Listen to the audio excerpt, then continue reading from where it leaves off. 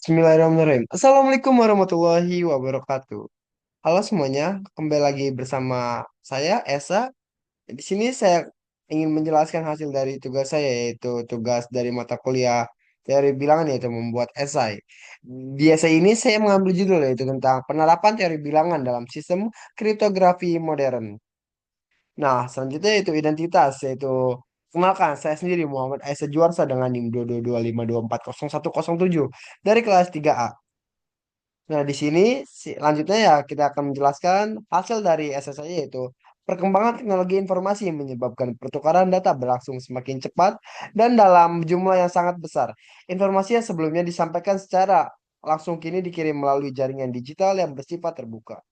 Kondisi ini menimbulkan persoalan mendasar, yaitu bagaimana menjaga agar informasi tidak dapat dibaca atau dimodifikasi oleh pihak yang tidak berwenang. Kriptografi hadir sebagai solusi terhadap persoalan tersebut.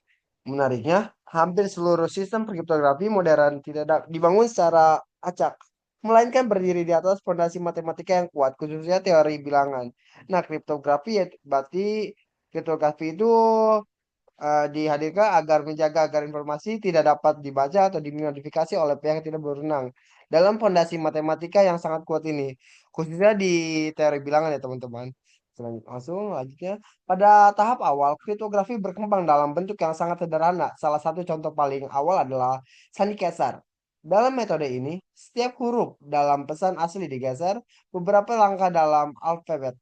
Jika alfabet dipresentasikan sebagai bilangan dari 0 sampai 25, maka proses penyediaan dapat dituliskan dalam bentuk C kongruen P plus K modulan 26. Ketika modulan sebagai contoh, jika huruf A dipresentasikan sebagai 0 dan nilai pergeseran, maka A akan berubah menjadi D, karena begitu pula huruf B yaitu 1 akan berubah menjadi E yaitu 4. Walaupun metode ini mudah diterapkan, jumlah kemungkinan kunci sangat jelas terbatas, yaitu hanya 26 kemungkinan. Akibatnya, sandi ini dapat dipecahkan dengan mudah dengan mencoba seluruh kemungkinan pergeseran. Untuk mengatasi kelemahan tersebut, dikembangkan metode substitusi yang lebih kompleks, salah satunya yaitu sandi Finger. Dalam metode ini, setiap huruf plain text tidak hanya bergeser berdasarkan suatu nilai tetap, tetapi berdasarkan huruf kunci yang berbeda-beda. Secara matematis, proses ini dinyatakan dengan rumusnya itu CI kongruen PI plus KI mod 26. Misalnya, jika plain text dipresentasikan sebagai deretan angka dan kunci juga dipresentasikan sebagai angka, maka setiap posisi huruf akan memiliki pergeseran yang berbeda-beda. Hal ini membuat suatu huruf yang sama dalam plain text tidak selalu menghasilkan huruf yang sama. Keep text, contoh sederhana dapat dilihat dari ketika kata attack dideskripsikan dengan kunci K. Itu kunci, setiap huruf pada plain text dijumlahkan dengan huruf kunci yang sesuai dengan secara berulang. Meskipun lebih kuat dibandingkan sandi Kesar, metode ini masih memiliki kelemahan apabila panjang kunci dapat ditebak melalui analisis statistik. Perkembangan lebih lanjut di Finger adalah EUTK Cipher, yaitu perkembangan dari Finger ya, di mana plain text itu sendiri digunakan sebagai bagian dari kunci. Pendekatan ini mengurangi pengulangan kunci dan memperbesar ruang kunci secara efektif. Namun, semua metode tersebut masih tergantung pada struktur alfabet dan relatif mudah dianalisis dengan teknik kriptanalysis klasik. Berarti teman-teman, semua metode yang kita jelaskan tadi ini belum masih bergantung pada struktur alfabet dan relatif ya teman-teman, dan bisa gampang dianalisis dengan teknik kriptoanalisis klasik. Perubahan besar dalam kriptografi terjadi ketika konsep aljabar linear mulai digunakan. Salah satu metode penting yang dibahas dalam buku Barton adalah Hill-Capper. Dalam metode ini, huruf-huruf plain text dikelompokkan menjadi blok dan dipresentasikan sebagai vektor bilangan. Proses inskripsi dilakukan dengan mengalihkan vektor plain text dengan matriks kunci. Selanjutnya,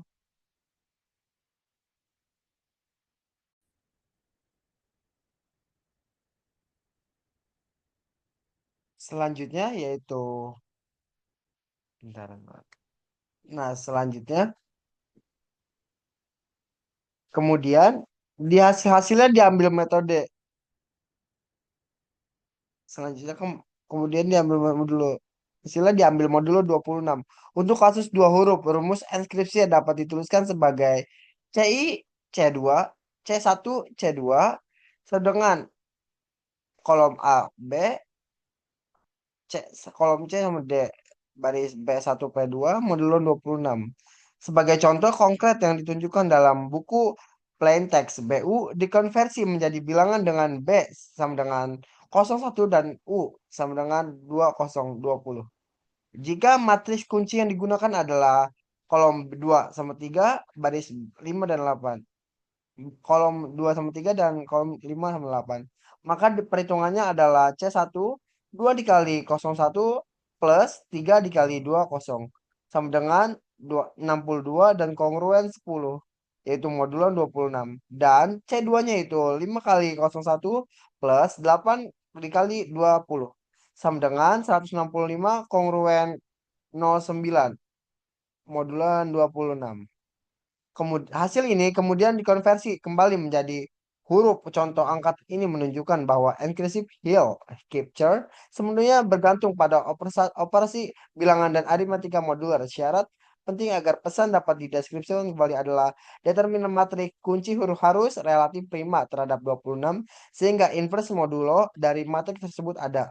Selain metode berbasis alfabet, kriptografi juga berkembang pada sistem komunikasi digital yang menggunakan bilangan biner on timepad.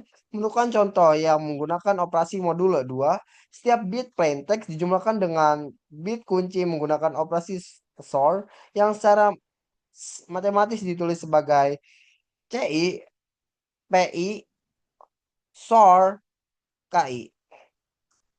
Selanjutnya dalam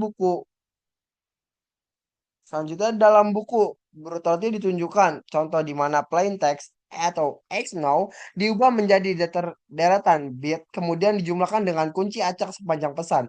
Hasil penjumlahan modulo 2 menghasilkan ciphertext yang tampak acak. Secara teoritis, metode ini memiliki keamanan sempurna karena setiap kemungkinan plain text memiliki peluang yang sama. Namun, kelemahan utamanya terletak pada distribusi kunci karena panjang dengan pesan hanya boleh digunakan sekali. Masalah distribusi kunci inilah yang mendorong lahirnya kriptografi kunci publik. Salah satu sistem yang paling terkenal adalah RSA. Keamanan RSA bergantung pada kesulitan memfaktorkan bilangan besar. Proses pembentukan kunci RSA dimulai dengan memilih dua bilangan prima besar, misalnya, dan kedua bilangan ini kemudian dikalikan untuk menghasilkan n sama dengan PQ. Selanjutnya dihitung fungsi Totien-Euler. Pi kali N sama dengan P dikurang satu Q dikurang satu. Nilai ini sangat penting karena digunakan untuk menentukan kunci privat. Sebuah bilangan dipilih sebagai kunci publik dengan syarat GCD K, Pi N sama dengan satu. Kunci privat kemudian diperoleh dengan menyelesaikan persamaan pajak kongruen 1 modulon P, P, N. Proses ini enkripsi RSA dilakukan dengan rumus C sama dengan M pangkat K modulat N. Nah, ini itu ya teman-teman. Ini sedangkan deskripsi dilakukan dengan M sama dengan C pangkat J modular N. Barton memberikan contoh historis RSA min 129 yaitu bilangan dengan 129 digit yang bersifat difaktor count oleh ribuan komputer dalam waktu berbulan-bulan. Contoh ini menunjukkan bahwa keamanan RSA tidak bersifat mutlak, tapi tergantung pada ukuran bilangan prima yang digunakan kemampuan komputasi yang terurai. Selain RSA, teori bilangan juga digunakan dalam sistem kriptografi berbasis masalah kombinatorial seperti knapsack. Cryptus System, masalah dasar knapsack dapat dinyatakan sebagai persamaan sigma xi ai sama dengan v dengan bernilai 0 atau 1. Dalam buku ditunjukkan contoh deret sovereign sharing 3, 5, 11, dan 20, dan 41. Dengan nilai target 28, penyelesaian dilakukan secara bertahap. Dimulai dari bilangan terbesar karena 41 lebih besar dari 28. Bilangan tersebut tidak dipilih selanjutnya 20 dipilih sehingga menjadi 8, dan akhirnya 5 serta 3 dipilih untuk mencapai 28. Contoh numerik ini menunjukkan bahwa deret parent sharing mudah diselesaikan oleh pemilik kunci. Untuk perluan kriptografi, deret super sharing tersebut kemudian disamarkan melalui perkalian dengan suatu bilangan dan operasi modul, sehingga pihak dari luar tidak dapat melihat struktur aslinya. Walaupun pendekatan ini akhirnya diketahui memiliki kelemahan, sistem ini tetap penting karena menunjukkan bagaimana matematis dapat digunakan sebagai dasar keamanan. Nah, mungkin cukup sekian, kurang lebih ya mohon maaf. Ya, mungkin cukup sekian penjelasan dari saya, kurang lebih ya mohon maaf wabillahi taufiq walhidayah. Wassalamualaikum warahmatullahi wabarakatuh.